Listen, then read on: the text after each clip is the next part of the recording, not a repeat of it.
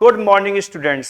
आज हम लोग स्टार्ट करने वाले हैं इलस्ट्रेशन नंबर 15.16। ये इलस्ट्रेशन इस चैप्टर का सबसे आसान क्वेश्चन है, सबसे इजी क्वेश्चन है। अगर इसको आप ध्यान से देखोगे, ध्यान से समझोगे तो इस चैप्टर में आपको प्रॉब्लम बहुत कम आएगी। चलिए स्टार्ट करते हैं अपन इलस्ट्रेशन नंबर 15.16। सबसे पहली बात, इस इलस्ट्रेशन में तीन पार्टनर्स हैं ए, बी एंड सी। उनका जो हमें रेशियो दे रखा है प्रॉफिट शेयरिंग रेशियो, वो है 2:1। एक बात ध्यान रखना, इस चैप्टर में प्रॉफिट शेयरिंग रेशियो का यूज नहीं होता। यानी यहां जो तीन पार्टनर्स हैं ए, बी, सी, उनका जो रेशियो दे रखा है 2:1 प्रॉफिट शेयरिंग रेशियो, इसका कोई रोल नहीं होगा। आगे ये हमें दे रखा है profit and loss account. Profit and loss account कौन बनाता है? बिजनेसमैन। बट इस प्रॉफिट एंड लॉस अकाउंट में कुछ मिस्टेक्स हैं जिसको हम लोग रेक्टिफाई करेंगे, जिसको हम दोबारा से बनाएंगे। तो इस चैप्टर में अगर क्वेश्चन में profit and loss account given है तो आप मान के चलिए उसमें कोई ना कोई मिस्टेक है और उसे हम लोग दोबारा प्रिपेयर करेंगे बिल्कुल सही तरीके से। अब इसमें मिस्टेक क्या है मैं आपको बताता हूं। इन लोगों ने क्या किया, प्रॉफिट एंड लॉस अकाउंट में डाल दिया ग्रॉस इंटरेस्ट ऑन सिक्योरिटी।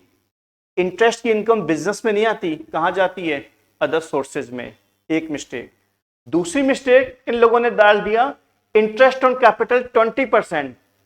इस पूरे के पूरे चैप्टर में interest on capital maximum 12% per annum आ सकता है, इन लोगों ने डाल दिया 20%। ये भी गलत है। दूसरा, जो सैलरी आती है पार्टनर की या पार्टनर का जो कमीशन आता है वो प्रॉफिट एंड लॉस अकाउंट में नहीं आता, उसकी अलग से कैलकुलेशन होती है सेक्शन 40 स्मॉल बी में। चलिए क्वेश्चन स्टार्ट करते हैं। स्टार्ट करने के बाद ही आपको समझ में आएगा, तभी आपको क्लियर होगा। इसमें एक पॉइंट और दे रखा है, बीओसी जो है वो वर्किंग पार्टनर है। इसका मतलब एक कौन हो गया? Non working partner, that means sleeping partner. चलिए, तो सबसे पहले यहां लिखा हुआ है gross profit. Profit and loss account के क्रेडिट साइड में ग्रॉस प्रॉफिट, तो हम लोग यहां लिखेंगे बाय ग्रॉस प्रॉफिट। उसकी वैल्यू हमें दे रखी है 2,90,000। आगे लिखा हुआ है gross interest on debenture. Interest on debenture business की इनकम नहीं है, अदर सोर्सेज की इनकम है। इसको हम लिखे जाएंगे अदर सोर्सेज में। ये हमारा इनकम स्टेटमेंट है। सन्ड्री ट्रेड एक्सपेंसेस, ये हमारा एक्सपेंसेस है, डेबिट साइड में आ जाएगा। ट्रेड एक्सपेंसेस वैल्यू कितनी है? 1 लाख। चलिए, इसके बाद में लिखा हुआ है interest on capital. A, B, C तीनों का दे रखा है इंटरेस्ट ऑन कैपिटल। तो ये दे रखा है हमें 20%। हमें चेंज करना है किस वैल्यू पे? 12% पे। चलिए हम लोग इसको हम लोग एक साथ ही चेंज कर लेते हैं। 42,000 जो हमें इंटरेस्ट दे रखा है तीनों का कंबाइंड, वो इस समय 20% पर है। इसको 12 में कन्वर्ट कर लो। तो 42,000 डिवाइडेड बाई 20 इंटू 12, ये वैल्यू आ गई 25,200। यही यहां आएगा as expenses 25,200, that is IOC, interest on capital. अगर क्वेश्चन में इंटरेस्ट ऑन कैपिटल 12% से ज्यादा है तो पहले उसको 12% में कन्वर्ट करेंगे, फिर उसको लिखेंगे एक्सपेंसेस साइड में। रेंट टू बी, रेंट आपने दिया बी को, बिल्कुल अलाउड एक्सपेंसेस है, आ जाएगा rent. Salary to B, commission to C. Salary, bonus, commission, remuneration ये अलग से शो होते हैं, जो मैं आपको भी बताऊंगा। ये प्रॉफिट एंड लॉस अकाउंट में शो नहीं होंगे।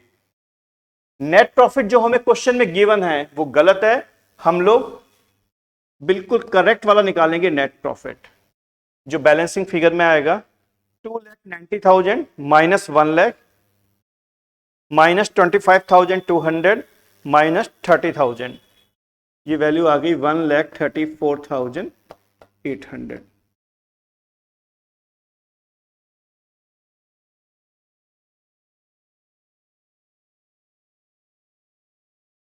ये इसका हम लोग टोटल कर सकते हैं। चलिए, टोटल आएगा 2,90,000। ये छोटा सा प्रॉफिट एंड लॉस अकाउंट तैयार हो चुका है वर्किंग नोट में। मैं आपको बता दूं, ये जो नेट प्रॉफिट निकाला गया है, ये निकाला गया है बैलेंसिंग फिगर में। बैलेंसिंग फिगर का मतलब ये हुआ डेबिट और क्रेडिट का डिफरेंस। ये जो नेट प्रॉफिट है, इसको हम लोग बुक प्रॉफिट भी कह सकते हैं। इस नेट प्रॉफिट को हम लोग बुक प्रॉफिट भी कह सकते हैं। तो हमने वर्किंग नोट में नेट प्रॉफिट की कैलकुलेशन कर ली है 1,34,800। अब हम लोग अप्लाई करेंगे section 40 small B. Section 40 small B बना है सैलरी के लिए, कमीशन के लिए, बोनस के लिए, रेम्यूनरेशन के लिए। इस चैप्टर में पार्टनर्स की सैलरी, पार्टनर्स का कमीशन, पार्टनर्स का बोनस, पार्टनर्स का रेम्यूनरेशन, इन चारों का मतलब एक ही है। तो इसको कैलकुलेट करने के लिए सेक्शन 40 स्मॉल बी की अपन लोग हेल्प लेंगे। कैसे लेंगे? सबसे पहले अपन लिखेंगे बुक प्रॉफिट। ये मैं लिख रहा हूं यहां पर 1,34,800, जो हमने अभी अभी कैलकुलेट किया था बुक प्रॉफिट। आपको याद होगा, ये देखिएगा 1,34,800 हमने अभी बुक प्रॉफिट कैलकुलेट किया था, उसको मैंने यहां नोट डाउन कर लिया। अब इसके हम लोग दो पार्ट्स करेंगे, यहां भी दो पार्ट्स ही हैं। एक तरफ तो आएगा 90% ऑफ बुक प्रॉफिट, यानी बुक प्रॉफिट का 90%, ये वैल्यू आ गई 1,21,320, और एक तरफ आएगा 1,50,000। एक तरफ तो आएगा बुक प्रॉफिट का 90%, एक तरफ 1,50,000। इसमें से जो भी क्या है value, which ever is more, जो भी वैल्यू ज्यादा है उसको हम लोग बाहर की तरफ निकाल लेंगे और उसको हम कंपेयर करेंगे अमाउंट पेड से, कि कितना अमाउंट हम लोग पार्टनर्स को दे चुके हैं। तो हम लोग पार्टनर्स को दे चुके हैं सैलरी 72,000 बी को, और कमीशन सी को 36,000। यानी प्रॉफिट एंड लॉस अकाउंट के डेबिट साइड में सैलरी और कमीशन है, दोनों को प्लस कर लेंगे हम लोग, तो ये वैल्यू आ गई 1,08,000। इसमें से जो भी कम है उसको हम लोग बाहर की तरफ निकाल लेंगे। ये जो मैंने कैलकुलेशन की है, ये बिल्कुल इस नोट्स के अकॉर्डिंग की है। 90% ऑफ बुक प्रॉफिट और 1,50,000, विच एवर इज मोर, ये कंपेयर होगा अमाउंट पेड से, जो भी कम है उसको बाहर निकालेंगे। इसका मतलब ये तो कंफर्म हो गया कि पार्टनर की सैलरी कितनी है, 1,08,000। अब हमें करना क्या है, जितना नेट प्रॉफिट हुआ था पार्टनरशिप फर्म को, यानी 1,34,800, इसमें से पार्टनर की सैलरी को लेस कर दीजिए। 1,34,800 ये प्रॉफिट था पार्टनरशिप फर्म का, इसमें से लेस करेंगे पार्टनर्स की सैलरी, ये कहलाएगा इनकम फ्रॉम बिजनेस। ये कहलाएगा इनकम फ्रॉम बिजनेस। मैं आपको बता दूं, इस पूरे के पूरे चैप्टर में ये कैलकुलेशन सबसे टफ रहती है, बाकी ये चैप्टर इजी है। तो बिजनेस की इनकम हम लोग फाइंड आउट कर चुके हैं 26,800। अब जो हमारा इनकम स्टेटमेंट है उस पे आ रहे हैं हम लोग। यहां हम लिखेंगे बिजनेस की इनकम जो हमने अभी अभी कैलकुलेट की है 26,800। क्वेश्चन में हाउस प्रॉपर्टी की कोई इनकम नहीं है, कैपिटल गेन की कोई इनकम नहीं है। इन सबको ऐड करेंगे तो वो कहलाएगा GTI, gross total income. Deduction के नाम पे कोई डिडक्शन नहीं है तो यही कहलाएगा हमारी टैक्सेबल इनकम 36,800। तो ये जो इलस्ट्रेशन नंबर 15.16 है इसमें हम लोग टैक्सेबल इनकम कैलकुलेट कर चुके हैं। हाँ, अब हम लोग टैक्स की कैलकुलेशन सीखने वाले हैं। देखिएगा कैसे।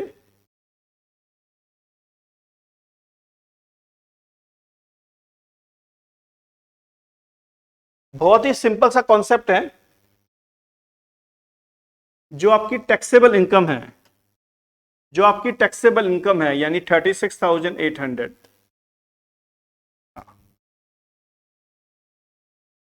इस पे डायरेक्ट टैक्स आएगा 30% डायरेक्ट। मैंने बताया था आपको लेक्चर नंबर 1 में कि पार्टनरशिप फर्म में डायरेक्ट टैक्स आता है 30%।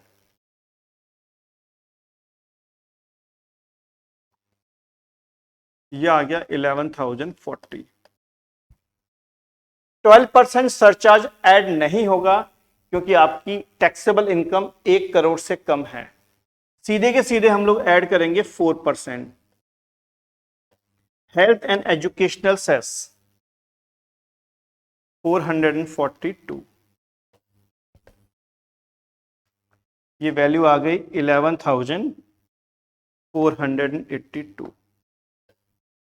टैक्स हमेशा 10 के मल्टीपल में होना चाहिए तो उसको बोलेंगे 11,480। यानी ये जो पार्टनरशिप फर्म है ये 11,480 रुपीज का टैक्स देगी किसको? गवर्नमेंट ऑफ इंडिया को। इसी के साथ में अपना ये लेक्चर और ये इलस्ट्रेशन पूरा कंप्लीट हो चुका है।